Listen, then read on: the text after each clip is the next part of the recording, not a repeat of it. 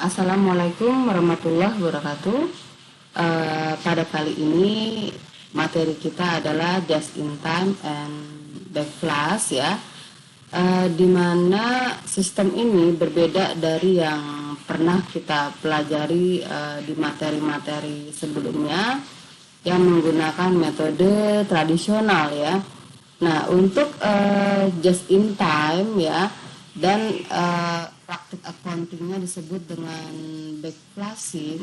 Ini merupakan suatu proses produksi di mana perusahaan itu sangat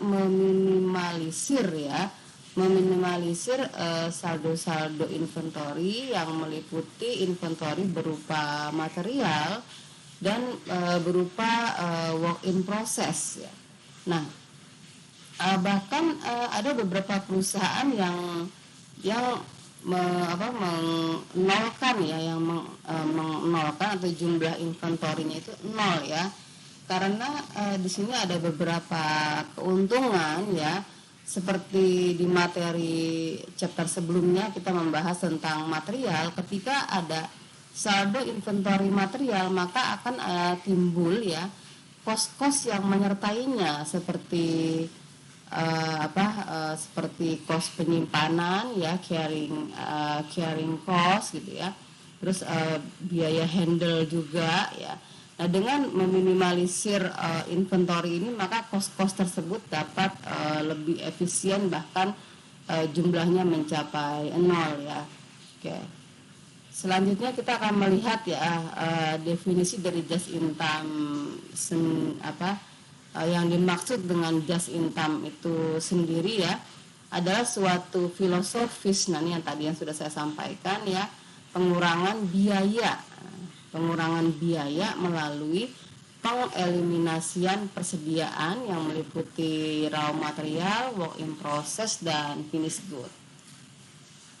Nah, biaya apa saja sih yang berkurang ya kayak tadi ya, ada carrying cost-nya, biaya penanganan, handling ya, ada asuransi, ada biaya sewa gudang, itu semua dapat lebih efisien.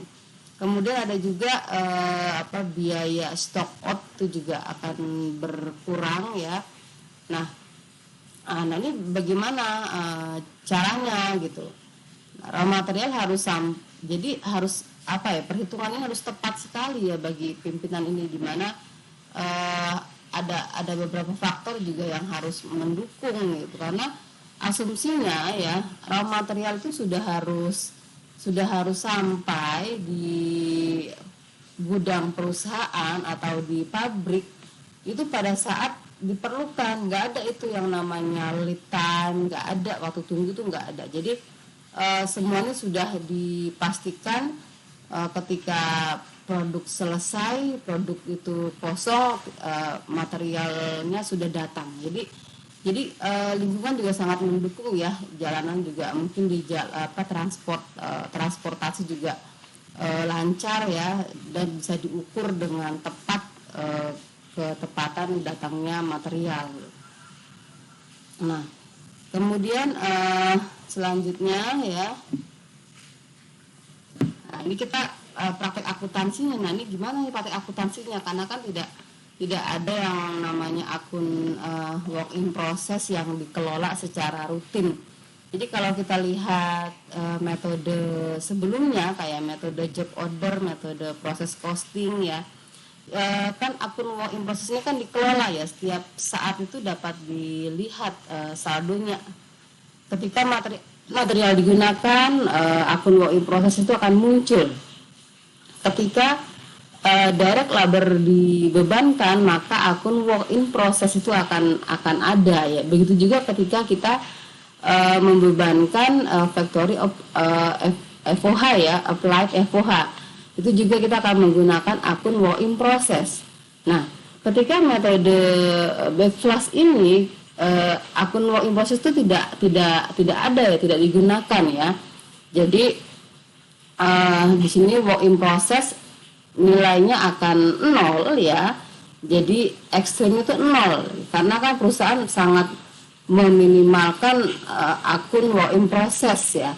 Atau ya, kalau misalnya 0 itu tidak memungkinkan, maka saldo work in process ini nilainya akan kecil ya, diminimalisir sehingga bisa dihitung melalui observasi pada akhir periode gitu.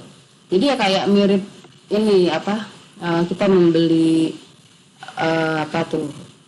material ya, inventory dengan sistem periodik kan, tidak ada mutasi debit kredit selama periode berjalan kan tidak ada. Untuk menentukan saldo persediaan pada akhir periode itu akan dilakukan perhitungan fisik atau observasi. Nah ini seperti itu juga perlakuannya. Jadi perusahaan itu asumsinya pada saat material datang langsung digunakan, ini sudah berpikir ini akan selesai ya, sudah akan selesai, sudah akan diserahkan ke pelanggan atau kepada konsumer gitu. Ketika buruh atau tenaga kerjanya bekerja dan digaji, itu langsung dibebankan ke COGS ya, seolah-olah kan produknya sudah selesai gitu. Nah jadi pada saat realnya ternyata memang nggak selesai semua ya, itu bisa dilakukan pada akhir periode dengan mengecek ada nggak yang masih dalam proses. Jadi cukup melalui perhitungan fisik saja karena memang jumlahnya sangat minimalis ya gitu. Nah tujuannya adalah mengurangi jumlah transaksi ya, mengurangi jumlah transaksi di sini ya, event ya, mengurangi jumlah event atau transaksi ya, karena simple. Nanti bisa dilihat ya perbandingannya ya. Oke, kita coba lagi. Oke, ini ya. Kalau ini ya mirip seperti sistem perpetual ya. Kalau sistem perpetual itu kan akun persediaan itu dipelihara gitu. Barang datang maka inventory di debit. Nanti barang digunakan maka akun persediaannya di kredit. Kemudian ketika ada diskon maka inventorinya juga akan bermutasi lagi. Ketika ada return maka inventorinya akan bermutasi lagi dan seterusnya gitu.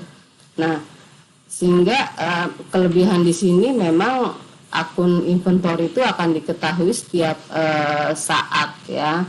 Setiap saat dibutuhkan maka akan terlihat saldo inventorinya itu berapa gitu.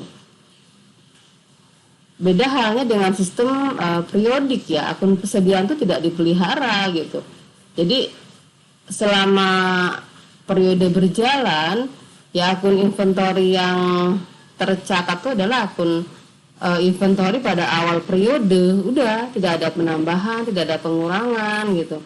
Dan nanti di akhir periode akuntansi baru dilakukan adjustment gitu dengan melakukan penghitungan fisik. Nah, COGS sama dengan persediaan. Ini perbedaannya, perbedaan antara perpetual dengan periodik. Nah, jadi konsep ini dipakai di dalam backflash ya. Ketika kita menggunakan backflash karena dengan adanya penggunaan sistem just in time ya, untuk akun-akun inventory, baik itu inventory material, work in process dan finished good, itu tidak ada update penambahan pengurangan, udah gitu ya. Nanti pada akhir periode baru di adjustment kalau misalnya memang ada persediaan material yang belum digunakan gitu. Nah, oke. Ya, ini perbedaan antara akuntansi tradisional ya, yang selama ini kita gunakan, baik itu job order maupun proses posting ya, dengan metode backflash. Kita lihat perbedaannya.